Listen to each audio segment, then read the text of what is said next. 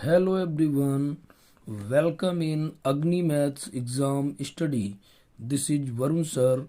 आइए आज हम पढ़ते हैं क्लास 10th के कुछ महत्वपूर्ण प्रश्न जिनकी बोर्ड परीक्षा 2023 में आने की पूर्ण संभावना है। यहाँ पर देखते हैं मैंने कुछ एक 5 बहुविकल्पी उन प्रश्नों को चयनित किया है जिनके लगभग बोर्ड परीक्षा में आने की पूर्ण संभावना है। उनको यहाँ पर यदि आप ध्यान से समझ लेते हैं तो निश्चित रूप से उन सवालों को आप बोर्ड परीक्षा में कर पाएंगे और आपका कॉन्फिडेंस बढ़ा हुआ होगा। तो इसी के साथ हम अपना पहला क्वेश्चन देखते हैं। वह है सबसे बड़ी संख्या जिससे 70 और 125 को विभाजित करने पर क्रमशः शेषफल 5 और 8 प्राप्त हो है। तो वो कौन सी संख्या है जो इस तरीके से विभाजित की जाए और इतना बचे। तो इसको हम सॉल्व करते हैं। यहाँ पे इसको अगर हम सॉल्व करें तो इन्होंने दो संख्याएं दी हुई हैं। यहाँ पर हमको दिया हुआ है कि दो संख्याएं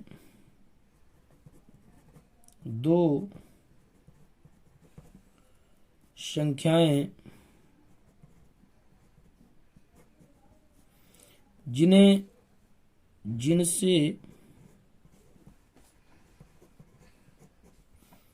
किसी संख्या दो संख्याएं जिनसे किसी संख्या का भाग देने पर शेषफल बराबर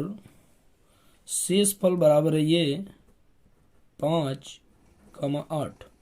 तो 5 शेषफल बच रहा और एक 8 शेषफल। तो यदि हम इस शेषफल को हटा दें और फिर जो संख्याएं बचती हैं उनसे हमें इस सवाल को सॉल्व करने में सुविधा मिल जाएगी। तो हम यहाँ पर क्या लिखेंगे कि संख्याओं से शेषफल को घटाने पर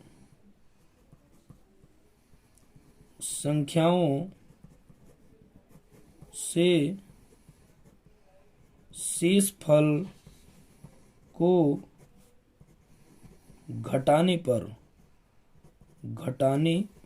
पर यदि हम उन संख्याओं से शेषफल को घटा दें तो पूर्ण संख्याएं बन जाएंगी।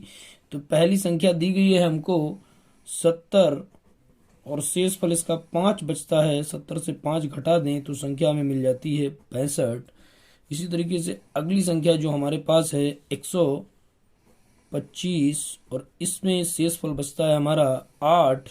यदि 8 को घटा दें तो हमारे पास बच रहा है 117।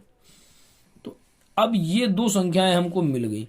और जब भी ये कहेगा सबसे बड़ी संख्या, तो सबसे बड़ी संख्या की बात जब भी होगी तो आप एक चीज को ध्यान रखेंगे कि सबसे बड़ी संख्या की बात करेगा, लिखेंगे सबसे बड़ी संख्या। तो सबसे बड़ी संख्या के लिए हम HCF निकालते हैं। HCF संख्या हमें दो मिल चुकी हैं, एक है 65 और एक है 117। तो हम इसको यूक्लिड विभाजन से HCF निकाल सकते हैं। हमने पढ़ रखा है, यहां पर लिख लेते हैं यूक्लिड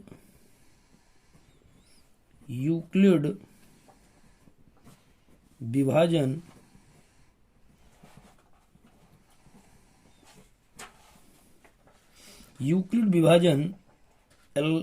एल्गोरिथम से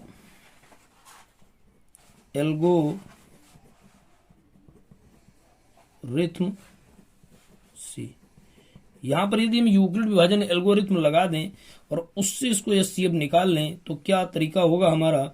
हमको मालूम है इन दोनों में जो बड़ी संख्या कौन सी है 117। तो हम 117 को एक LHS में लिख लेंगे और बराबर 65। अब 65 का इसमें भाग देना होता है। अगर आप देखें तो 65 का अगर दो बार छोड़ो 60 का ही देंगे तो 60 दूना 120 होता है, तो ज्यादा हो जाएगा। तो इसका भाग दो बार नहीं जाएगा, तो हम इसका एक बार ही भाग दे सकते हैं। अब कितना बचेगा शेषफल। तो यहाँ पर यदि हम रफ कॉलम एक लाइन खींच लें तो रफ में आप देख सकते हैं, आप 117 को 65 से आप घटा लीजिए। आप यहाँ से 7 से 5 जाएगा तो 2 बचेगा, और यहाँ पर अगर आप देखेंगे तो कितना है, 1 से 6 जाएगा, नहीं दहाई लेंगे, 11 से 6 जाएगा तो हमारा बचेगा 5, तो शेषफल हमारा बच रहा है 52। तो इस तरीके से आप निकाल सकते हैं रफ में पेपर में। अब यहाँ पर देखिए, जब तक शेषफल शून्य नहीं आएगा तब तक ये हमारा सवाल सॉल्व नहीं होता है। तो अब यदि शेषफल शून्य नहीं आता है तो इस पद को जो स्टार्टिंग में हमने लिया था 117, इसको हम छोड़ देते हैं और इन दो पदों को लेते हैं। तो इन दोनों पदों को हम ले लेते हैं, तो 65 बराबर हम ले लेते हैं 52। अब 52 का भी गुणा अगर आप करें तो एक ही बार आप कर सकते हैं। यहाँ पर देख लें, आप 2 बार करेंगे तो 50 दूना 100 होता है, तो एक बार हम गुणा कर लेते हैं, प्लस बचेगा कितना, तो आप घटा लेते हैं। यहाँ पर 65 माइनस 52 घटाएंगे आप, 5 से 2 जाएगा तो 3 बचेगा, और 6 से 5 जाएगा तो 1 बचेगा, तो यहाँ पर शेष हमारा बच जाता है 13। अब आगे यदि हम बढ़ें तो अभी भी 0 नहीं आया हमारा, तो इसको हम छोड़ देंगे पुनः। तो क्या ले लेंगे हम, 52 बराबर 13 गुणे, अब 13 का पहाड़ा पढ़े तो 52 में, तो 13 चक्कू 52 होता है, तो आपका 4 बार जा रहा है। अब 52 से घटेगा तो आ जाएगा 0, और शेषफल हमको 0 मिलते ही हम यहाँ पर देखेंगे तो शेषफल क्या आ गया हमारे पास, शेषफल बराबर 0 और भागफल बराबर आ जाएगा यहाँ पर हमारा 13। अब जो भागफल होता है वही हमारा HCF होता है, तो यहां से हमारा निकल आया HCF, या जो सबसे बड़ी संख्या थी वो निकल आई हमारी सबसे बड़ी संख्या। सबसे बड़ी संख्या क्या आ गई हमारी, 13। तो ऐसी वो संख्या 13 है जिसका भाग देने पर ये यहां पर आपको सबसे बड़ी संख्या होगी। तो यहां पर इसका ऑप्शन हो जाता है नंबर ए, तो ए आंसर आपका इसका सही है 13। तो ये क्वेश्चन आपका कंप्लीट होता है। आगे बढ़ते हैं, अगर हम क्वेश्चन नंबर 2 को देखें, क्वेश्चन नंबर 2 क्या दिया हुआ है यहाँ पर आप समझने का प्रयास करें अगर, तो बिल्कुल सरलता से समझेंगे। यहाँ पर क्या दिया हुआ हमको कि यदि समीकरण हल करते हैं, इसको सॉल्व, यदि समीकरण x प्लस वाई बराबर 10 दिया हुआ है हमको, समीकरण लिख लेते हैं, x प्लस वाई बराबर 10। अब दिया क्या हुआ है हमको, x बराबर 3m प्लस 2 और y बराबर दिया गया है 4, ठीक है ना। इसको अगर समीकरण नंबर 1 डाल दें, लिख देते हैं x का मान और y का मान, लिख देते हैं x का y का मान समीकरण नंबर 1 में रख दीजिए आप इसमें, तो m का मान निकल आएगा हमारा। x की जगह पर क्या लिखना है, 3m प्लस 2, यहाँ पर लिख दें अगर हम यहाँ पर 3m प्लस 2 और प्लस y का मान कितना है 4, और बराबर कितना दिया हमको 10। इसको ले लें हम 3m, 4 2 कितना हो गया हमारा 6, बराबर कितना है 10। अब 3m बराबर कितना हो गया 10, और 6 इधर जाएगा तो माइनस का 6 हो जाएगा ना, तो हम क्या लिख लेंगे यहाँ पर 3m बराबर कितना हो जाता है 10 से अगर हमारा 6 घट जाएगा तो 4 बचेगा ना, तो m बराबर क्या लिख सकते हैं हम, m बराबर 4, और ये 3 कहाँ पर आ जाएगा बटे में, तो m का मान कितना आ गया हमारा 4/3। तो ऑप्शन हमारा कौन सा सही हो जाता है, ए नंबर। आगे बढ़ेंगे और इसी क्रम में देखें क्वेश्चन नंबर 3 भी एक बहुत ही महत्वपूर्ण क्वेश्चन मैंने छांट कर आपके लिए लाया हूं, देखें इसको समझेंगे, और इन्हीं सवालों से आपके बोर्ड परीक्षा में सवाल मिलने वाले हैं। इसको अगर हम सॉल्व कर लें, लिख लेते हैं एक द्विघात समीकरण k minus 1x square plus 2k plus 1x minus 9 plus k बराबर 0 के मूलों का गुणनफल तथा योगफल बराबर है, तो k का मान ज्ञात कीजिए। तो सबसे पहले हमें इस द्विघात समीकरण में x स्क्वायर का जो गुणांक होता है वो होता है आपका a का मान, तो यहां से आप लिख सकते हैं a बराबर स्मॉल a बराबर k माइनस 1, और b बराबर आप लिख सकते हैं b बराबर 2k प्लस 1, और c बराबर लिख सकते हैं आप minus 9 plus k। A B C सभी के मान हो गए।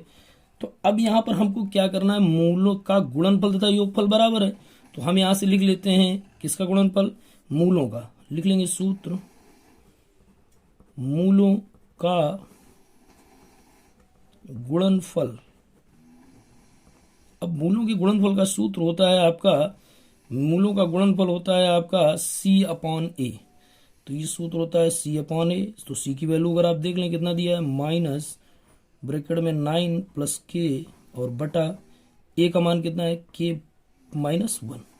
उसके बाद दिया हमका मूलों का योगफल, मूलों का योगफल। तो मूलों का योगफल होता है -B/A। तो -B का मान आपका कितना है, यहाँ पर ऊपर देखेंगे हमने लिखा हुआ है 2k+1, तो हम लिख लेंगे ब्रैकेट में 2k+1 और नीचे वही है हमारा A का मान K-1।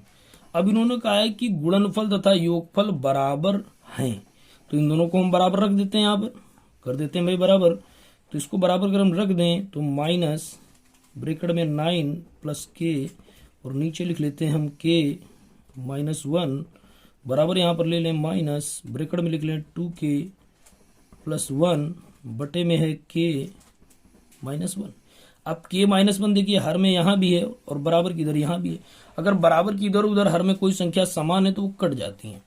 अब यहाँ पर देखिए माइनस इधर भी माइनस इधर भी, इसको भी हम काट सकते हैं। अब हमारे पास क्या बच रहा है, 9 प्लस के बराबर बच रहा है 2k और +1। अब के वाले पद एक तरफ अगर हम कर लें तो ये के हमारा प्लस का है और ये के इधर आएगा तो माइनस का हो जाएगा ना, तो माइनस का 2k हो गया। इधर क्या है प्लस का 1 और ये 9 इधर आएगा तो किसका हो जाएगा, माइनस का। अब यहाँ के 2k किसका है, माइनस का, और ये किसका है, प्लस का। तो यहाँ माइनस के ज़्यादा है ना, तो माइनस का बचेगा क्या, के। और यहाँ कितना है हमारे पास, माइनस का 8। तो ये इससे आपका कट जाएगा। जब भी ध्यान रखेंगे छोटी संख्या पहले लिखी हो और माइनस का निशान लगा हो, बड़ी संख्या हो तो आप तुरंत यहाँ पर माइनस का निशान लगा लें और घटेगा हमेशा बड़ी से छोटी संख्या, तो माइनस का के बचेगा। और यहाँ 1 छोटा है 9 बड़ा है तो माइनस के 8 बचेंगे। अगर 9 - 1 होता तो 8 बचते। तो यहाँ से आपकी वैल्यू निकल आई है के बराबर 8, जो कि आपका ऑप्शन में देख सकते हैं बी नंबर आपका बिल्कुल सही एक्यूरेट आंसर है। तो बिल्कुल इसी तरीके से आप साफ सुथरा अच्छे से अगर एग्जाम में करके आते हैं तो फिर आपके नंबर भी बिल्कुल अच्छे आने वाले होंगे। आगे देखेंगे क्वेश्चन नंबर 4 को। बिल्कुल अच्छा क्वेश्चन है, कई बार बोर्ड परीक्षा में पूछा जा चुका है, इस बार भी आने की लगभग संभावना इसकी है। चित्र आप देखें, त्रिभुज एबीसी के आधार बीसी के समांतर, बीसी ये दिख रहा होगा फिगर में आपको, बीसी के समांतर रेखाखंड पीक्यू खींचा गया है। पीक्यू जो है इसके समांतर। यदि बीक्यू पीक्यू अनुपात बीसी बराबर 1:3, मतलब पीक्यू और बीसी का जो अनुपात है 1:3 है, तो एपी और बीपी का अनुपात होगा। हमको दिया क्या क्या, इसको पहले लिख लेते हैं। हमको अगर दिया हुआ है तो बीसी के समांतर रेखाखंड पीक्यू खींचा गया, तो पीक्यू जो यहाँ पर अगर हम सॉल्व कर लें इस सवाल को, तो हमको जो दिया उसको लिख लेते हैं पहले। तो जो PQ है वो आपका दिया हुआ है समांतर है किसके, BC के, आराम से आप लिख सकते हैं। और क्या दिया हुआ है हमको दिया हुआ है कि PQ अनुपात BC बराबर 1:3, ये भी दिया हुआ है। और AP और BP का अनुपात होगा। अब ये पूछ रहा है आपसे, क्या पूछ रहा है, AP अनुपात PB बराबर क्वेश्चन मार्क। तो जो दो चीजें दी हुई वो लिख ली और तीसरी चीज को मैंने क्वेश्चन मार्क जो हमें निकालना है। अब देखिए यहाँ पर अगर ये रेखा, जब ये स्थिति होती है कि नीचे की रेखा इस बीच वाली रेखा के समांतर होती है, तो दो समरूप त्रिभुज हो जाते हैं और उनकी भुजाओं का अनुपात समान होता है। तो यहाँ पर आप लिख सकते हैं कि त्रिभुज APQ और त्रिभुज ABC की भुजाओं का अनुपात समान होगा। क्योंकि ये मैं आपको समझाने के लिए लिख रहा हूं, नहीं तो ये बहुविकल्पी सवाल है, डायरेक्ट हम लगा सकते हैं, वहां पर आप डायरेक्ट लगा सकते हैं। ये क्यों है, इसलिए मैंने लिखा है। अब इसको हम ले लेते हैं किस प्रकार से, क्योंकि हमको दिया है बी क्यू और पी क्यू और बी सी। पी क्यू इस छोटे वाले त्रिभुज का हिस्सा है और बी सी इस पूरे बड़े वाले का हिस्सा है। तो हमें इस तरीके से रिलेशन लेना है कि ए पी, और एक चीज यहां पर, और ये जो अनुपात दिया है इसको हम इस तरीके से लिख सकते हैं कि पी क्यू बटा बी सी बराबर 1/3, ये हम लिख सकते हैं। अब यहां पर इसका जो रेशियो बनना है उसको लिख लेते हैं। क्या लिखेंगे हम, ए पी बटा ए बी। ए पी बटा ए बी बराबर ए पी बटा ए बी बराबर पी क्यू बटा बी सी। पी क्यू बटा बी सी। अब यहां पर अगर इस सवाल को देखें, इट इंप्लाइज करता हूं मैं, एपी को एपी लिखेंगे आप, और आप ए बी को लिख सकते हैं एपी धन पीबी। एपी धन पीबी और बराबर पी क्यू बटा बी सी का मान मैंने ये 1/3 निकाला हुआ है, जो दिया था 1/3।